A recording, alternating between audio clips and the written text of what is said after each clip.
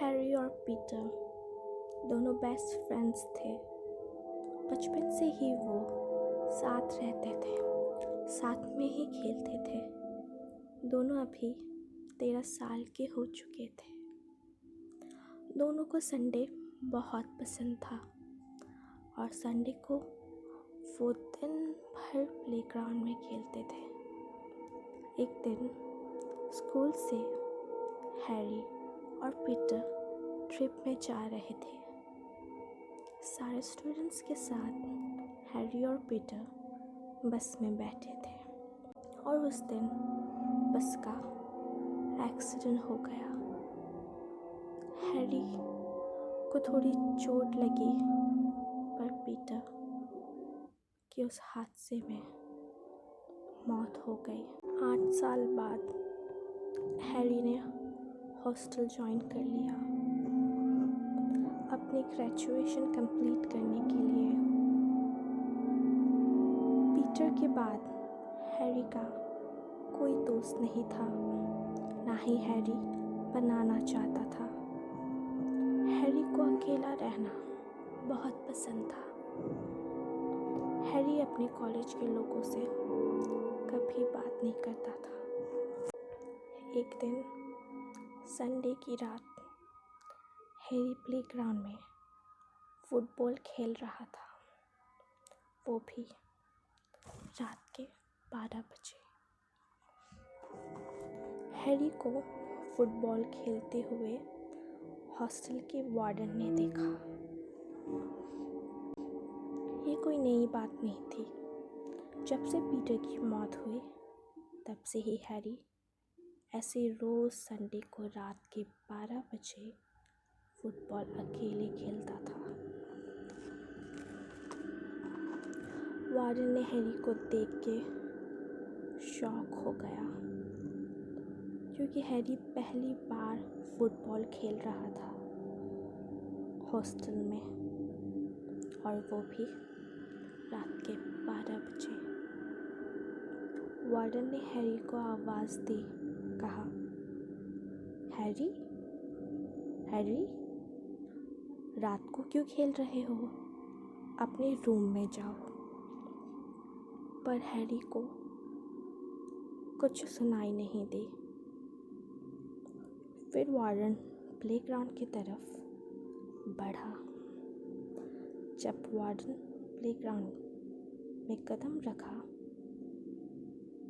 तो उन्हें ऐसा लगा कि कोई पीछे से उन्हें खींच रहा है। पर फिर भी वार्डन जाने की कोशिश कर रहे थे। फिर अचानक एक आवाज़ आई और हैरी और मुझे खेलने दो, ऐसा कहा। वार्डन डर गए और वो दौड़ते हुए अपने कमरे की तरफ गए। कमरे में जाके उन्होंने अपना डोर लॉक कर लिया और फिर जब अपने रूम के विंडो से प्लेग्राउंड की तरफ देखे तो उन्होंने देखा कि हैरी अब भी फुटबॉल खेल रहा था। अगली सुबह वार्डन ने हैरी को अपने ऑफिस में बुलाया। वार्डन ने हैरी से पूछा, कल तुम इतनी रात को अकेले फुटबॉल क्यों खेल रहे थे? हैरी ने कहा, नहीं सर, मैं तो सो रहा था। वार्डन ने कहा, झूठ बोलते हो, मैंने तुम्हें अपनी आँखों से देखा था खेलते हुए। हैरी ने कहा, नहीं सर, मैं सच बोल रहा हूँ, मैं सो रहा था। वार्डन ने कहा, चलो तुम्हें सीसीटीवी फुटेज दिखाता हूँ प्लेग्राउंड का, तब तुम्हें पता चलेगा कि तुम फुटबॉल खेल रहे थे या नहीं। जब वार्डन सीसीटीवी दिखाने के लिए हैरी को अपने साथ लेके गए, तब कुछ ऐसा हुआ कि वार्डन भी देखते रह गए। सीसीटीवी फुटेज में ऐसा कोई भी फुटेज नहीं था। बहुत दिन चले गए। मंडे आया, ट्यूसडे आया, ऐसे करते करते सैटरडे भी आ गया। पर जब भी वार्डन रात के 12 बजे देखने जाते थे कि हैरी फुटबॉल खेल रहा है या नहीं, तब वहाँ कोई नहीं होता था। वार्डन को लगने लगा कि ये वार्डन की कोई गलतफहमी होगी। शायद हैरी सच कह रहा था। हैरी सच कह रहा था कि वो इस दिन वहाँ फुटबॉल नहीं खेल रहा था। संडे की रात वार्डन बस ऐसे ही वॉक करने के बहाने से बाहर आए थे, पर उन्होंने उस दिन हैरी को प्लेग्राउंड में फुटबॉल खेलते हुए देखा। तब वार्डन हैरी को देखते ही रह गए। फिर वार्डन ने सोचा, इस बार तो मैं हैरी को रंगे हाथ पकड़ूंगा। और फिर जब वार्डन प्लेग्राउंड की तरफ बढ़ने लगे, वार्डन को फिर उस दिन की तरह ऐसा लगा कि कोई उन्हें पीछे से खींच रहा है। पर इस बार वार्डन जैसे भी हैरी को रंगे हाथ पकड़ना चाहते थे। वार्डन को ऐसा लगा कि शायद हॉस्टल के स्टूडेंट्स मिलके वार्डन के साथ प्रैंक कर रहे हो। और वार्डन कुछ भी सुने बिना दौड़ते हुए हैरी के पास चले गए और हैरी के कंधे में उन्होंने अपना हाथ रखा। जब हैरी को पता चला कि वार्डन उसके सामने है, हैरी तो ऐसा हो गया था जैसे कि वो किसी सपने से बाहर आया हो, जैसे कि उसे पता ही नहीं हो कि वो फुटबॉल खेल रहा है। वार्डन ने हैरी को कहा, देखा, मैंने सच बोला था। तुम 12 बजे रात को उस दिन भी फुटबॉल खेल रहे थे। हैरी ने कहा, सर, मुझे सच में नहीं पता। मैं यहाँ कैसे आ गया? मुझे तो कुछ भी नहीं पता। मैं तो अभी कमरे में ही सो रहा था। वार्डन ने कहा, अब झूठ बोलना बंद करो, मुझे सब पता चल गया है। वार्डन की वहाँ मौत हो गई। और फिर सुबह जब कॉलेज के लोगों ने वार्डन की ऐसी हालत देखी,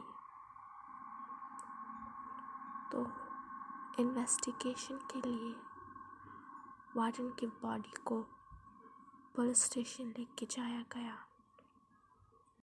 उसके बाद सबको पुलिस की रिपोर्ट की इंतज़ार थी। जब इन्वेस्टिगेशन के बाद सबूतों के मुताबिक हैरी का नाम आया, उस कॉलेज में सब दंग रह गए, क्योंकि हैरी बहुत शांत था और ऐसा हरकत हैरी कर सकता है ये किसी को बिलीव नहीं हुआ।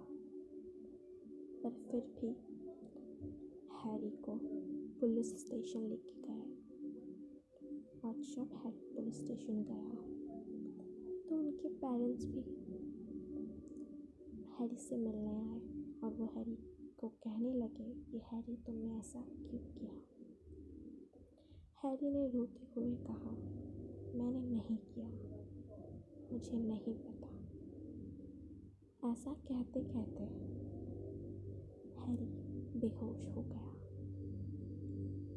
उसके बाद हैरी को हॉस्पिटल ले जाया गया। हैरी की माँ बहुत परेशान थी, तो हैरी को ऐसी हालत में देख के उन्होंने प्रिस्ट बुलाया और उन्होंने कहा कि मेरी बेटे को किसी की नज़र लग गई है, नज़र उतार दीजिए। जब प्रिस्ट हैरी के सामने गए तब उन्हें फील हुआ कि हैरी सिर्फ हैरी नहीं, हैरी पे कोई बसा है, हैरी के पीछे कोई साया है। ये बात प्रिस्ट ने हैरी की माँ को बताया। जब हैरी की माँ ने ये सुना तो वो तब समझ गई कि उनका बेटा किसी का कत्ल नहीं कर सकता। ये ज़रूर वही साया होगा जो हैरी के पीछे है और उसने वार्डन का जान लिया। उसके बाद कोर्ट में ये केस आगे बढ़ने लगी। तब हैरी के वकील ने कहा उन्हें कि हैरी के पीछे कोई ऐसा है, उनके ऊपर साया है, उन्होंने ये नहीं किया। पर ये सब कोर्ट में नहीं चलता, तो हैरी को जेल हो गई। पहले ही दिन जेल के कुछ ऐसा हुआ कि जेल के लोग भी देखते ही रह गए, क्योंकि जिस दिन हैरी जेल गया था वो डे संडे का था और संडे हैरी बाहर निकल के प्लेग्राउंड की तरफ गया। पुलिस स्टेशन में कोई प्लेग्राउंड तो नहीं होता, पर वो ग्राउंड की तरफ जाके अकेली बातें करने लगा, बच्चों जैसी हरकतें करने लगा। उसके बाद पुलिस के लोगों ने हैरी की माँ को कॉल किया और उनसे कहा कि वो जल्द से जल्द पुलिस स्टेशन आ जाए। और फिर हैरी की माँ पुलिस स्टेशन पहुंची और फिर वो कहने लगी, देखा ना आप सब ने, मेरा बेटा ऐसा कर ही नहीं सकता, ये सब कुछ उस बुरे साए की हरकत है। और फिर हैरी को वहाँ से चर्च लेके गए। जब हैरी को चर्च लेके गए तब प्रीस्ट ने हैरी को कहा कि तुम्हारे अंदर कोई है। हैरी कहने लगा, नहीं, ऐसा कुछ नहीं है। पर जब हैरी के ऊपर प्रीस्ट ने होली वाटर डाल दिया तो वो चिल्लाने लगा और उसके बाद पीटर की आत्मा सामने आने लगी। वो जोर जोर से कहने लगा, हमें छोड़ दो, हम दोनों को छोड़ दो, वी आर बेस्ट फ्रेंड, आज संडे है, हम दोनों को खेलना है। ये सब सुन के हैरी की माँ देखते ही रह गई। तब उन्हें जाके पता चला कि इतने सालों से जो हैरी 12 बजे संडे को खेलने की जिद करता था वो और कोई नहीं, पीटर के लिए करता था। उसके बाद प्रीस्ट ने कहा कि तुम चले जाओ, अब तुम मर चुके हो, हैरी को जीने दो। फिर पीटर कहने लगा कि नहीं, मैं हैरी को छोड़ के कहीं नहीं जाऊंगा, अब मैं हमेशा हैरी के साथ ही रहूंगा। फिर प्रीस्ट ने कहा, तुम जाओ, नहीं तो तुम्हारे साथ हम कुछ ऐसा करेंगे कि तुम खुद ही यहाँ से चले जाओगे। पीटर कहता है, नहीं, मैं नहीं जाऊंगा, हमारे पास ऐसी निशानी है कि हम अलग हो ही नहीं सकते। ये सुनने के बाद प्रीस्ट ने सोचा, ऐसी क्या निशानी है नहीं हो सकते। प्रिस्ट ये सुन के सोचने लगी कि ऐसी कौन सी निशानी है जो इन दोनों को अलग नहीं कर सकती। उसके बाद सुबह हो गई और हैरी बेहोश हो गया, पर हैरी को कुछ याद नहीं था। हैरी को घर लेके जाया गया। हैरी की माँ सोचने लगी कि ऐसी कौन सी निशानी है जो इन दोनों को अलग नहीं कर सकती। फिर सोचते ही सोचते हैरी की माँ को याद आया कि हैरी और पीटर का एक लॉकेट था, और वो लॉकेट ढूंढने के लिए हैरी की माँ ने हैरी को रूम से बाहर निकाला और वो उसके रूम में वो लॉकेट ढूंढने लगी और उन्हें वो लॉकेट मिल गया। और उन्हें जब वो लॉकेट मिला तब उस लॉकेट में ब्लड लगा हुआ था, और वो लॉकेट ज़रूर उस बस के एक्सीडेंट के वक्त का था, और उसी वक्त उस लॉकेट में पीटर का ब्लड लगा हुआ था। तो इसीलिए पीटर हैरी के पास ही रहना चाहता था और हैरी से दूर नहीं जाना चाहता था। ये बात हैरी की माँ ने प्रिस्ट को बताया। उसके बाद संडे आ गया। हमेशा की तरह हैरी अपने घर के प्लेग्राउंड में चला गया, पर उस दिन प्रिस्ट भी वहाँ थे, और उन्होंने ऐसा कुछ किया था कि अगर हैरी वहाँ जाएगा तो वो वहाँ जाते ही बेहोश हो जाएगा। उसके बाद हैरी वहाँ जाते ही बेहोश हो गया,